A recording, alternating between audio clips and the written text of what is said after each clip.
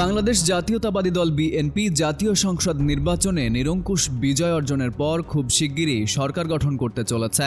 BNP সরকারে কতজন মন্ত্রী থাকবেন এবং কে কোন দপ্তরের মন্ত্রী হচ্ছেন তা নিয়ে ইতোমধ্যেই জল্পনা কল্পনা শুরু হয়েছে। তবে বিএনপির পক্ষ থেকে এখনও চূড়ান্ত সিদ্ধান্ত হয়নি। দলীয় সূত্র জানায়, দীর্ঘ 17 বছর পর ক্ষমতায় এসে বিভিন্ন দপ্তরে দক্ষ ও অভিজ্ঞতা সম্পন্ন ব্যক্তিদের মন্ত্রিত্ব দিতে আগ্রহী দলটি এ নিয়ে দলের শীর্ষ নেতারা চূড়ান্ত সিদ্ধান্ত নেবেন।